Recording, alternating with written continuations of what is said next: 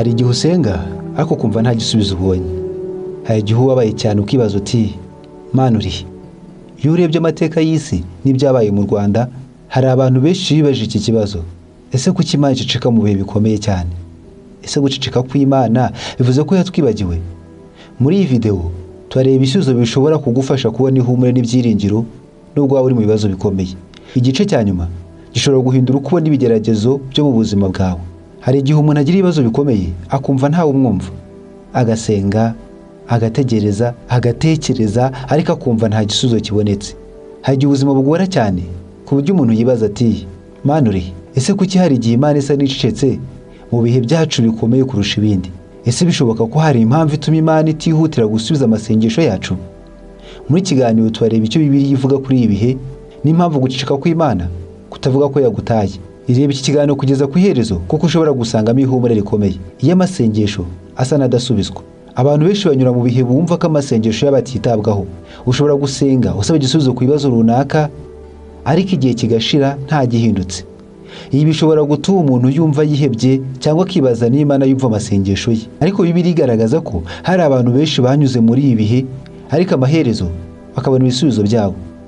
Igihe igisubizo gitinze ntibivuze ko Imana itakumva. Imana igira impamvu yo gutuza igihe runaka. Hagiye gutegereza bifasha umuntu gukura mu kwizera. Nubwo bidashimisha gutegereza, hari igihe bituma umuntu arushaho kwegera Imana no kuyiringira. Gutinda kw'igisubizo bishobora kugira intego yo gutegura umutima w'umuntu ku kintu kinini kurushaho. Ibi bituma umuntu atiga kwishingikiriza ku mbaraga ze gusa, ahubwo akiga kwizera Imana. Ibihe byo kugeragezwa bituma kwizera gukomera. Nk'uko umubiri ukomera iyo wakoze imyitozo, niko kwizera gukomeye yo kunyura mu bigeragezo. Ibibazo bishobora gutuma umuntu yiga kwihangana, kwiringira Imana no kureka kwizera guke. Nubwo ibihe biba bikomeye, bishobora kuvamo imbaraga nshya mu buzima bw'umuntu. Hari abantu benshi bavuga ko mu bihe bikomeye banyuzemo byatumye barushaho kwegera Imana. Imana ibikora nubwo tutabibona. Hari igihe ibintu bitagenda nk'uko tubyifuza, ariko nyuma tukaza kubona ko hari icyiza cyabivuyemo.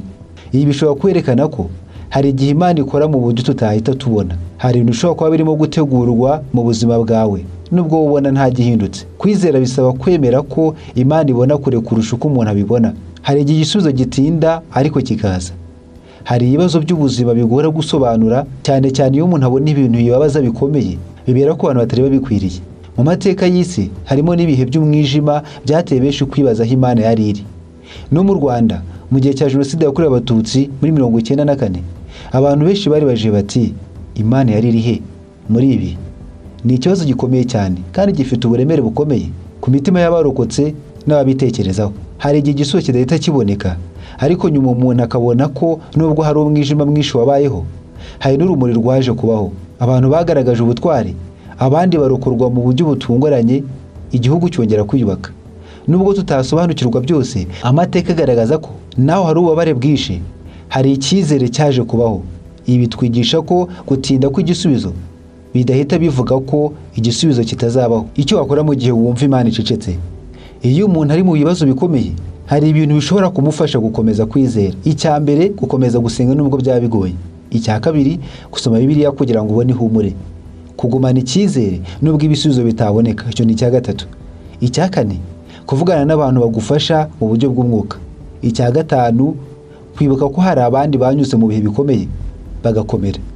Hari igihe umuntu atabona ibisubizo ako kanya, ariko agakomeza kwizera ko ubuzima bushobora guhinduka.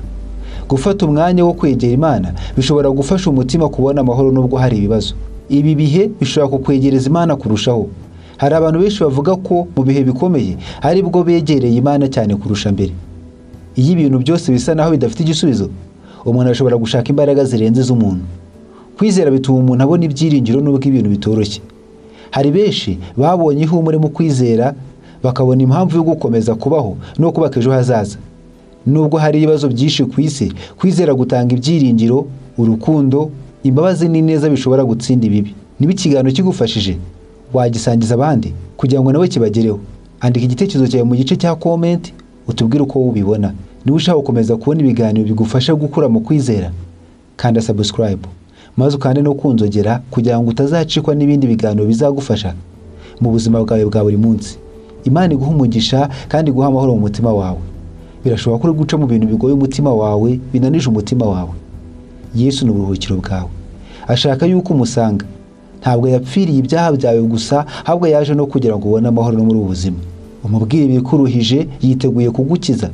Umubwire ibikuruhije, araza kuguha amahoro menshi mu mutima arenze umuntu yatekereza. Kuko abamwiringira ntibafite ibyiringiro bya hano mu isi gusa, ahubwo n'ibyiteka byose.